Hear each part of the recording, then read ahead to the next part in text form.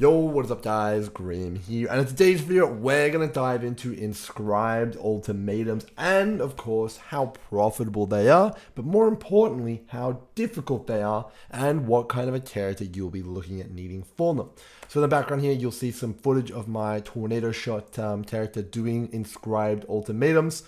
These are divine Inscribed Ultimatums, so I think we're doing anywhere between 4 to 8, we're wagering those amount of divines, and then depending on, if you succeed or fail, you'll either lose all 4 or all 8 of those divines, or you'll double them, which is pretty awesome.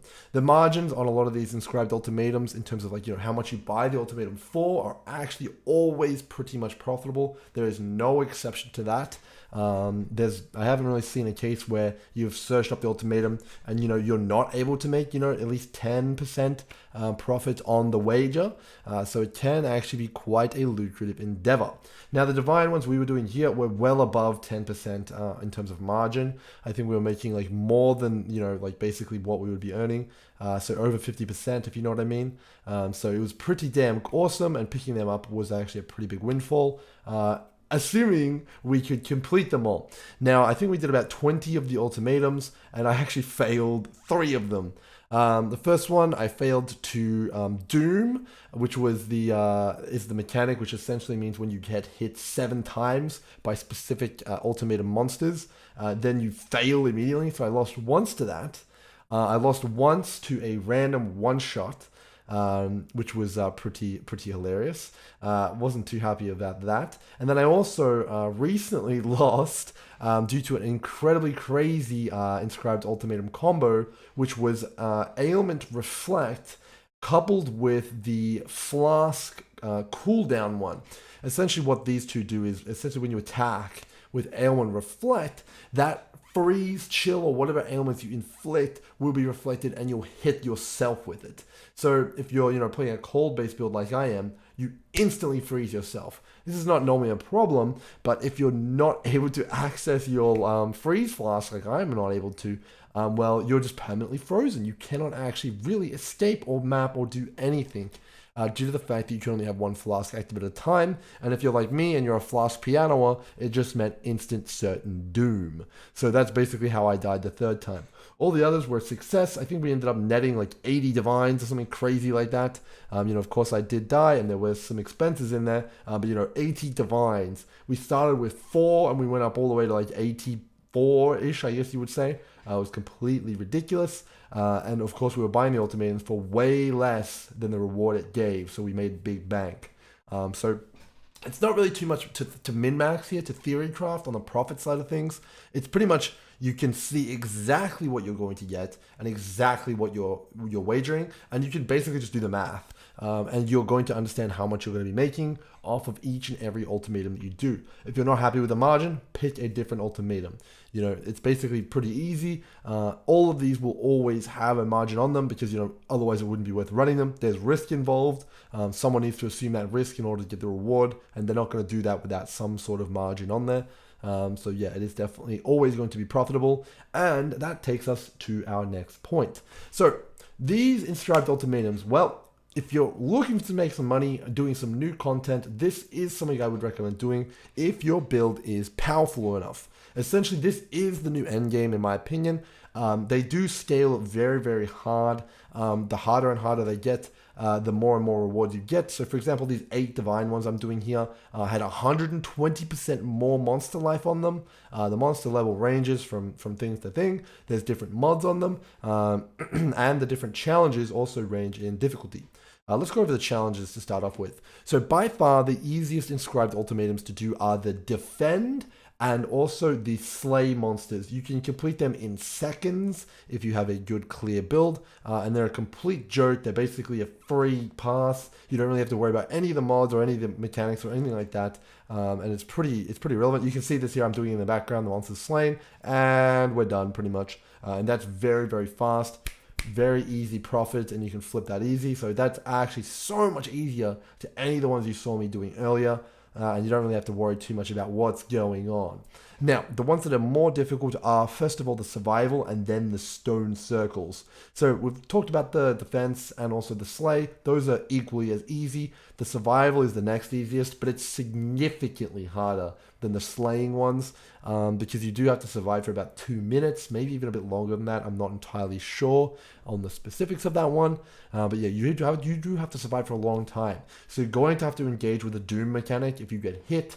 If the ghost chases you or anything like that, you're going to have to worry about all of the ground effects, all stuff like that, surviving. But in addition to that, in the survival based mechanics, the monsters continue to enrage. As part of the survival kind of timer kind of thing. As you get closer and closer to the end of that timer, they enrage more and more and more and more, based on how long there is left. And this is actually the one where I got one shot in a survival. The longer you're in there, the harder it will become. The tankier the mobs become, the more damage they do, which does make it fairly brutal. But it is actually not as hard as the stone circles. It probably has the biggest numerical requirement in terms of kind of the damage numbers you'll need. The probably not HP, because if you get hit, you're probably just dead.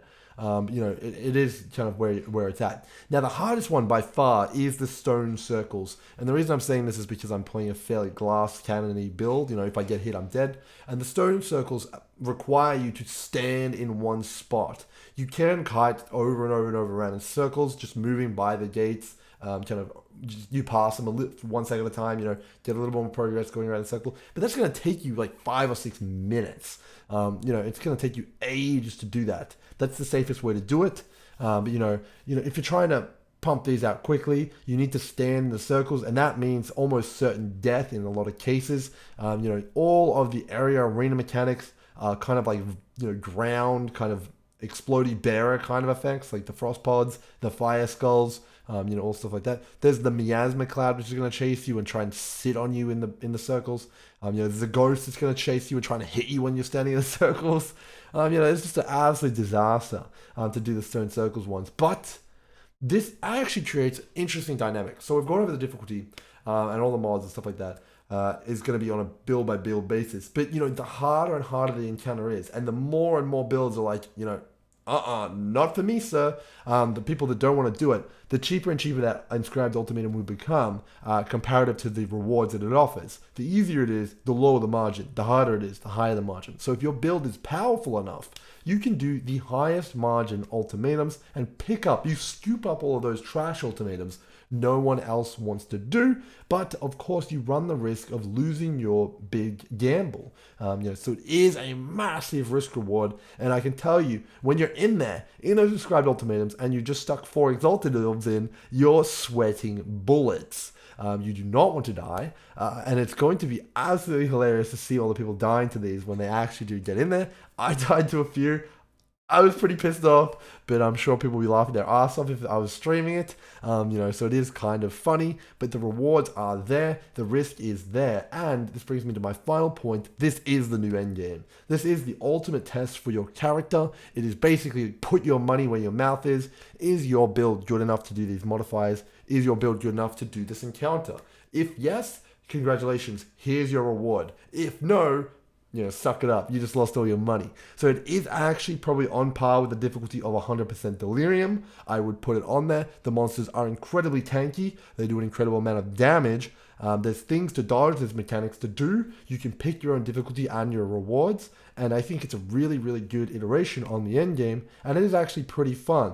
I will say, though, that it can get a little bit old doing the survivals, going around in circles. But that doesn't make it any less rewarding or any less of a test for your build.